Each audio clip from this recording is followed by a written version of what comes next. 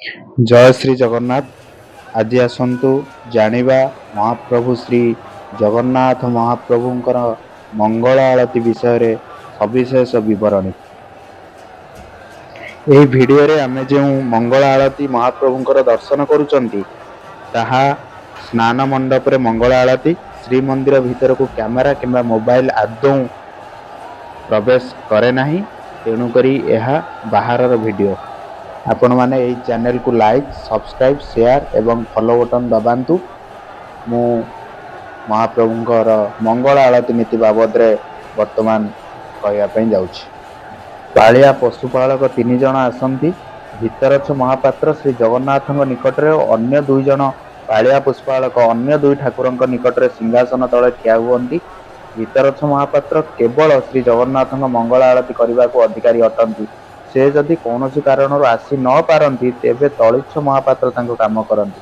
ପାଳିଆ ମେକାପ 3 ଗୋଟି କର୍ପୂର ଆଳତି ଦାନି 3 ଠାକୁରଙ୍କ ସାମ୍ନାରେ ରଖନ୍ତି। ଗରାବଡ଼ୁ 3 ଜଣଙ୍କୁ ହାତ ଧୋଇବାକୁ ଝରିରେ ପାଣି ଦିଅନ୍ତି। ପୁଷ୍ପାଳକ ଓ ଭିତରଛ ମହାପାତ୍ର ହାତ ଧୋଇଲା ପରେ ପାଳିଆ ମେକାପ କର୍ପୂର ଆଳତି ଲଗାଇ ଦିଏ ଏବଂ ଉକ୍ତ 3 ଜଣ ସେବକ ଆଳତି କରନ୍ତି। କର୍ପୂର ଆଳତି ପରେ ସୁଆର ବଡ଼ୁ 21 ବତୀ ଆଳତି ବଇଠାରେ 21 ଗୋଟି ଘିଅବତୀ ସଜାଡ଼ି 3 ଠାକୁରଙ୍କ ସାମ୍ନାରେ ରଖେ। ଗରାବଡ଼ୁ ହାତ ଧୋଇବାକୁ ପାଣି ଦିଏ। 3 ଜଣ ଯାକ ସେବକ 3 ଠାକୁରଙ୍କ 21 ବତୀ ଆଳତି କରନ୍ତି। ଏହାପରେ ସୁଆର ବଡ଼ୁ 3 ଗୋଟି ଥାଳିରେ ପିଠଉ ବଟା ଓ ବତୀ ସଜାଡ଼ି ଲଗାଇ ରଖନ୍ତି। ଗରାବଡ଼ୁ ହାତ ଧୋଇବାକୁ ପାଣି ଦିଅନ୍ତି। 3 ଜଣ ଯାକ ସେବକ 3 ଠାକୁରଙ୍କ ପିଠଉ ବତୀ ଆଳତି କରନ୍ତି। ଆଳତି ଶେଷରେ କର୍ପୂରର ଅବଶିଷ୍ଟାଂଶ ଓ ପିଠଉ ପ୍ରସାଦ ସ୍ୱରୂପ ବଣ୍ଟାଯାଏ। ଏହି ନୀତି ବର୍ଷର 365 ଦିନ ଏହିପରି ଭାବରେ ହୋଇଥାଏ। ଆଳତି ବେଳେ ସର୍ବସାଧାରଣ ଭିତର କାଠ ଅର୍ଗଳି ପାଖରେ ରହି ଦର୍ଶନ କରନ୍ତି। ନୀଳାଦ୍ରୌ ଶଙ୍ଖ ମଧ୍ୟେ ଶତଦଳ କମଳେ ରତ୍ନସିଂହାସନସ୍ଥଂ सर्वालङ्कारयुक्तं नवघनरुचिरं संयुक्तं चाग्रजेनं भद्राय वामभागे रथचरणयुतं ब्रह्मरुद्रेन्द्रवन्द्यं वेदानां सारमेशं सुजनपरिवृतं ब्रह्मदारो भजेऽहम्। ନୀଳାଦ୍ରିରେ ଶଙ୍ଖାକାର କ୍ଷେତ୍ର ମଧ୍ୟରେ ଶତଦଳ କମଳ ଉପରେ ରତ୍ନ ସିଂହାସନାଧିଷ୍ଠିତ ସର୍ବବିଧ ଅଳଙ୍କାରଯୁକ୍ତ ନୂତନ ମେଘ ସଦୃଶ ଅଗ୍ରଜ ଶ୍ରୀ ବଳଭଦ୍ରଙ୍କ ସହ ସଂଯୁକ୍ତ ଦେବୀ ସୁଭଦ୍ରାଙ୍କର ବାମ ପାର୍ଶ୍ୱରେ ବିଦ୍ୟମାନ ଚକ୍ରରାଜ ଶ୍ରୀ ସୁଦର୍ଶନଙ୍କ ସହ ଯୁକ୍ତ ବ୍ରହ୍ମା ରୁଦ୍ର ଇନ୍ଦ୍ରଙ୍କ ଦ୍ୱାରା ବନ୍ଦିତ ବେଦମାନଙ୍କର ସାର ତତ୍ତ୍ୱ ସ୍ୱଜନମାନଙ୍କର ଦ୍ୱାରା ପରିବେଷ୍ଟିତ ସେହି ଈଶ୍ୱର ଶ୍ରୀ ଦାରୁବମଙ୍କୁ ମୁଁ ଭଜନ କରୁଅଛି।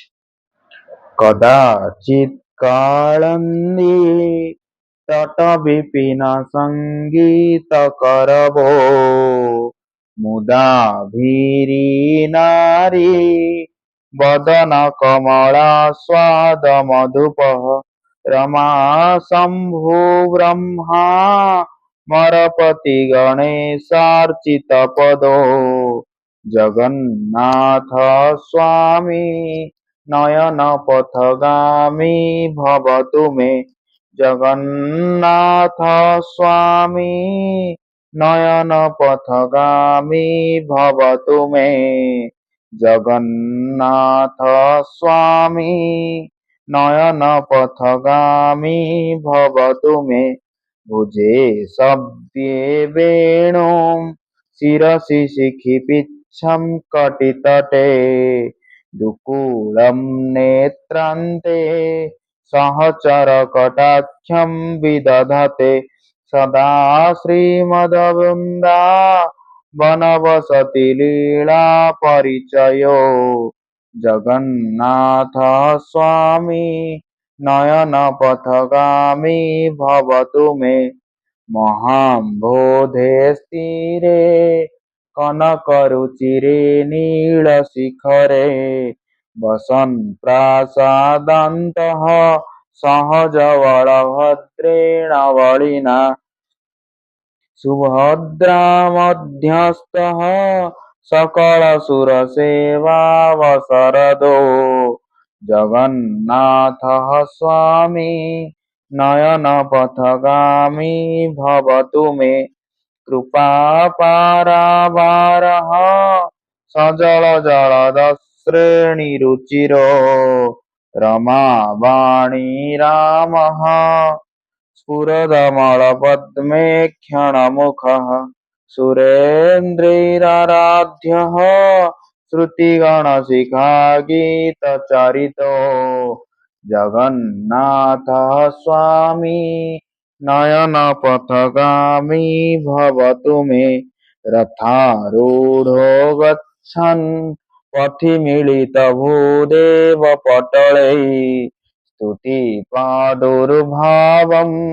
प्रतिपदमुपाकर्ण्य सदयः दयासिन्धुर्बन्धुः सकलजगतां सिन्धुसुतया जगन्नाथ स्वामी नयनपथगामी भवतु मे परं ब्रह्मापीडः कुवलयदलोत्फुल्लनयनो निवासी नीलाद्रौ निहितचरणोऽनन्तशिरसि रसानन्दो राधा सरसवपुरालिङ्गनसुखो जगन्नाथ स्वामी नयनपथगामी भवतु मे न वै पार्थ्यं राज्यं न च कनकमाणिक्यविभवम् न जाचेऽहं रम्यां निखिलजनकाम्यां वरवधूं सदा काले काले प्रमथपतिना गीतचरितो जगन्नाथ स्वामी नयनपथगामी भवतु मे हरत्वं संसारं द्रुततरमसारं सुरपते हरत्वं पापानां विततिमपरां जादवपते अहो दीनेनाथे निहितमचलं निश्चितपदं जगन्नाथः स्वामी नयनपथगामी भवतु।